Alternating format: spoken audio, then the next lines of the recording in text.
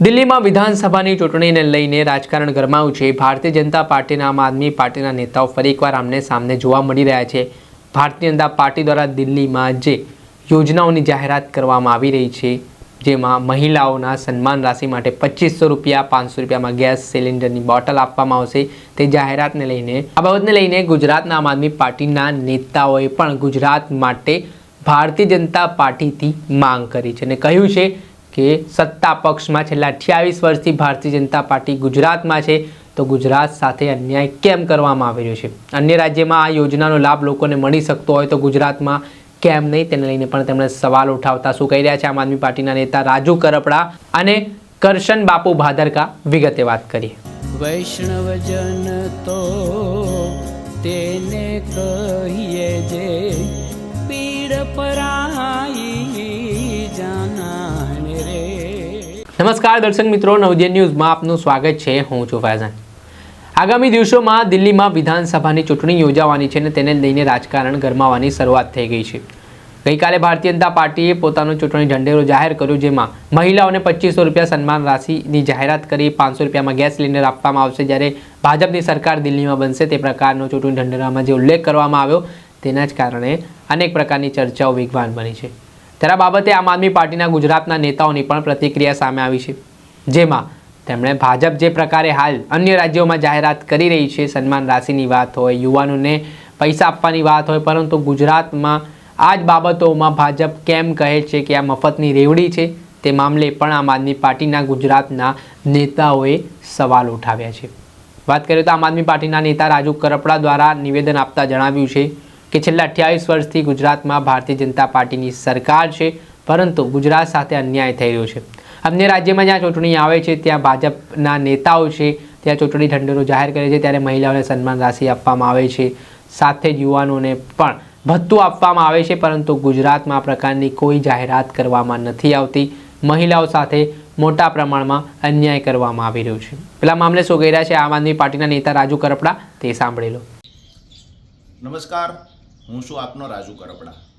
ગઈકાલે ભાજપ દ્વારા દિલ્હીમાં જાહેરાત કરવામાં આવી કે જો દિલ્હીની અંદર ભાજપની સરકાર બનશે તો દર મહિને બહેનોને 2500 રૂપિયા આપવામાં આવશે। ભૂતકાળમાં ભાજપ દ્વારા જ્યાં પોતાની સત્તા જવાનો ડર લાગે યા તો સત્તા મેળવવી હોય ત્યારે ભાજપને મહિલાઓની બહેનોની યાદ આવી છે। મહારાષ્ટ્રમાં પણ આવી જાહેરાત કરવામાં આવેલી, લાડલી બહેના યોજના અંતર્ગત મધ્યપ્રદેશમાં પણ જાહેરાત કરવામાં આવેલી। મહત્વની વાત એ છે કે દેશની અંદર સૌથી પહેલાં બહેનો માટે, બહેનોને મદદરૂપ થવા માટે સૌથી પહેલાં બહેનોને સહાય કરતા યોજના કોઈએ જાહેરાત કરી હોય તો એ આમ આદમી પાર્ટીની સરકાર દિલ્હીમાં હતી, જે દર મહિને બહેનોને 1000 રૂપિયા આપતી। બહેનોને મફતમાં બસની સુવિધાઓ દિલ્હીની અંદર આમ આદમી પાર્ટી સરકાર દ્વારા આપવામાં આવતી। 200 યુનિટ વીજળી ફ્રીમાં આપતા હતા। 4 ધામની જાત્રા બુઝુર્ગ લોકોને, વયોવૃદ્ધ લોકોને 4 ધામની જાત્રા સરકાર મફતમાં કરાવતી। સારામાં સારું આરોગ્ય, સારામાં સારું શિક્ષણ પણ મફતમાં આપવામાં આવતું। જ્યારે દિલ્હી સરકાર આ તમામ સુવિધાઓ ત્યાંની જનતાને આપી રહી હતી ત્યારે પણ દિલ્હીનું બજેટ નફામાં હતું, એટલે કે સરકાર નફામાં હતી। તેમ છતાં ભાજપ દ્વારા અનાપ શનાપ શબ્દો પ્રયોગ કરવામાં આવતો। મફતમાં રેવડી આપે છે, ખરેખર રેવડી ન આપવી જોઈએ, આવી ખૂબ વાતો ભાજપ દ્વારા કરવામાં આવી। પણ આજે જ્યારે ભાજપને સત્તા જોઈએ છે ત્યારે બહેનોની યાદ આવે છે, બહેનો માટેનો પ્રેમ જાગે છે।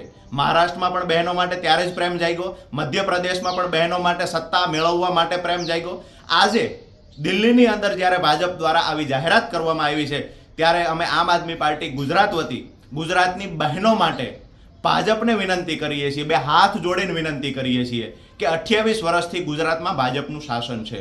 ગુજરાતની બહેનોએ શું ગુનો કર્યો છે? વારંવાર 2014માં 26માંથી 26 આપી, 19માં નરેન્દ્રભાઈને વડાપ્રધાન બનાવવા માટે અહીંયાની બહેનોએ ખોબલે ખોબલે મત આપ્યા, પાછી 26માંથી 26, 19માં પણ આપી।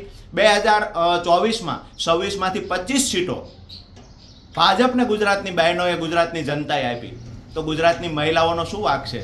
જો તમે મધ્યપ્રદેશમાં બહેનોને દર મહિને 2500 રૂપિયા આપી શકતા હોય, 1500 રૂપિયાની જાહેરાતો કરતા હોય, પછી 500 વધારીને 2500 આપવાની વાતો કરતા હોય, મહારાષ્ટ્રની અંદર પણ બહેનોને સહાય મદદરૂપ થતા હોય, આજે દિલ્હીની અંદર તમે સત્તા મેળવવા માટે દિલ્હીની બહેનોની માટે પણ યોજના લાવ્યા છો, તો ગુજરાતની બહેનો માટે કેમ નહીં? અમે ખોબલે ને ખોબલે આપની યોજનાને વધાવીશું. બે હાથ જોડે વિનંતી કરીએ છીએ કે ગુજરાતની બહેનો માટે દર મહિને 2500 રૂપિયા જેવી રીતે તમે અન્ય રાજ્યમાં જાહેરાત કરી છે એવી જ જાહેરાત ગુજરાતની બહેનો માટે પણ કરો.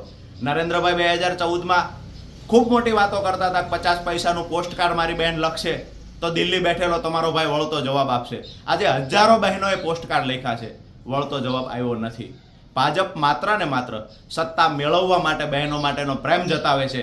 બાકી તો આપણે જોયું છે કે મણિપુરમાં શું છે, ક્યાં બહેનોનો પ્રેમ ગયો. ગુજરાતમાં 28 વર્ષથી ભાજપનું શાસન છે. અમે વિનંતી કરીએ છીએ, રાજનીતિથી બહાર જઈને વિનંતી કરીએ છીએ, ભાજપના નેતાઓને વિનંતી કરીએ છીએ, ગુજરાતની પણ ગરીબ મહિલાઓ માટે, ગુજરાતની ગરીબ બહેનો માટે 2500 રૂપિયા દર મહિને આપવાની જાહેરાત કરવામાં આવે. આભાર. આમ આદમી પાર્ટીના નેતા રાજુ કરપડા તેમનું કહેવું છે કે દિલ્હીમાં, રાજસ્થાનમાં, મધ્યપ્રદેશમાં, મહારાષ્ટ્રમાં આ પ્રકારની જાહેરાતો થઈ શકતી હોય તો ગુજરાતમાં કેમ નહીં? ગુજરાતના લોકોનો શું વાંક છે કે તેમને આ યોજનાનો લાભ નથી મળતો? કેમ ભારતીય જનતા પાર્ટી છેલ્લા 28 વર્ષથી અહીંયા શાસન કરે છે છતાં આ જે સન્માન રાશિઓ હોય કે જે યુવાનોને ભથ્થું આપવાની વાત હોય તે મામલામાં કોઈ નિર્ણય નથી લેતી? તેને લઈને પણ તેમણે સવાલ ઉઠાવ્યા હતા. આ મામલા સંદર્ભમાં આમ આદમી પાર્ટીના નેતા કરશન બાપુ ભાદરકાનું પણ નિવેદન સામે આવ્યું છે. તેમણે આ મામલે ભારતીય જનતા પાર્ટી ઉપર પોતાનો આક્રોશ ઠાલવ્યો છે અને સાથે જ જે દિલ્હીમાં મહિલાઓને સન્માન રાશિ આપવાની વાત કરી છે, પરંતુ ગુજરાતમાં આ પ્રકારની કોઈ પણ જાહેરાત છેલ્લા 28 વર્ષથી નથી થઈ. તેને લઈને પણ તેમણે પોતાનું મૌન તોડતા શું કહ્યું છે તે સાંભળી લો. હું તમને એ કહેવા માટે આવ્યો છું કે બીજેપીની માનસિક હાલત યોગ્ય નથી અને સાયકિક પ્રોબ્લેમ છે. એ એક જ બોટલના પાણીને ગુજરાતની બહાર દિલ્હી હોય કે બીજું રાજ્ય હોય ત્યાં ગંગાજળ કહે છે અને ગુજરાતમાં આવે એટલે એને ગટરનું પાણી કહે છે. બીજેપી દિલ્હી અને બીજા રાજ્યોમાં જે પદાર્થને સોનું કહે છે એ જ પદાર્થને ગુજરાતમાં આવે એટલે લોખંડ કહે છે અને ગુજરાતીઓને સમજાવે છે કે આ લોખંડ છે. બીજેપીની ઘડિયાળમાં એ જ ઘડિયાળમાં ગુજરાતની બહાર કંઈક અલગ સમય બતાવે છે અને ગુજરાતમાં અલગ સમય બતાવે છે. મારે કેવું છે, રેવડી ઉપર જે પાસ્ટમાં બીજેપીએ ન કરવાની વાતો કરી, આજે એને રેલો આવ્યો દિલ્હીમાં, હાર દેખાણી અને ખૂબ ખરાબ રીતની હાર દેખાણી. એટલે લોકોને આકર્ષવા માટે 500 રૂપિયાનું સિલિન્ડર, બહેનોને માસિક 2500 રૂપિયા, પ્રસૂતાને 21,000 આ બધું ડિક્લેર કર્યું. મારે એ કહેવું છે કે ત્યાં હારના ડરને લીધે, સત્તાના ભૂખને લીધે હારવું નક્કી જ છે, પણ પોતાની આબરૂ બચાવવા માટે આ બધું શરૂ કર્યું. તો ગુજરાતી લોકોએ શું બગાડ્યું તમારું? 30 વર્ષથી તમને ગાંધીનગર બેસાડ્યા છે, સત્તામાં બેસાડ્યા છે. એક ગુજરાતીની માંગ છે. ગુજરાતીને તમે માનો એટલા મૂર્ખા નથી. બીજેપી માનસિક હાલત સુધારો, થોડાક માણસ બનો. બીજેપીને એ યાદ હોવું જોઈએ કે દિલ્હી અને બીજા રાજ્યોમાં જો તમે ડિક્લેરેશન કરી શકતા હોવ તો 30 વર્ષથી તમને ગાંધીનગર બેસાડનાર ગુજરાતીને પણ 500 રૂપિયામાં સિલિન્ડર જોઈએ, ગુજરાતી મહિલાઓને પણ માસિક 2500 રૂપિયા જોઈએ, ગુજરાતી પ્રસૂતા બહેનોને પણ 21,000 રૂપિયાનું લાભ જોઈએ. જે બાદ તમારા રેલા, તમારા લાભ, તમારી સત્તા, તમારા સરકાર, તમારા મતના સ્વાર્થ માટે આ બધી લાણી કરો છો તો ગુજરાતમાં આપો. અને એ આપવું, એટલા વર્ષ પછી ગુજરાતને એ લાભ આપવો એ તમારો ધર્મ છે. અને જો તમે તમારો ધર્મ નહીં નિભાવો તો તમે માનો એટલા ગુજરાતી મૂર્ખા નથી. ગુજરાતી પણ એનો ધર્મ નહીં નિભાવે અને તમને ઘર ભેગા થશે. બહાર તમને 500 રૂપિયાનું સિલિન્ડર આપવું પોસાય, મહિલાઓને 2500 રૂપિયા માસિક આપવા પોસાય, પ્રસૂતાને 21,000 આપવા પોસાય, સારી બાબત છે. તો અમે પણ દેશના નાગરિક છીએ, ગુજરાત પણ દેશનો હિસ્સો છે. આપો, ધર્મ નિભાવો, અથવા તો ધર્મની વાતો કરવાનું બંધ કરો અને અમે સત્તા લાલચુ છીએ એનો સ્વીકાર કરો. જય હિન્દ, ભારત માતા કી જય. આ હતા આમ આદમી પાર્ટીના નેતા કરશન બાપુ ભાદરકા. હાલ તેમનું જે નિવેદન સામે આવ્યું છે, તેમણે જે ભારતીય જનતા પાર્ટી ઉપર પ્રહાર કર્યા છે અને સાથે જ તેમણે કહ્યું છે કે અન્ય રાજ્યોમાં જ્યારે આ પ્રકારે યોજના છે તે ભારતીય જનતા પાર્ટી જાહેરાત કરે છે તો ગુજરાતમાં કેમ નહીં? 28 વર્ષથી ગુજરાતમાં ભાજપની સત્તા છે, છતાં પણ ગુજરાતના લોકો સાથે આ પ્રકારનો અન્યાય કેમ કરવામાં આવી રહ્યો છે?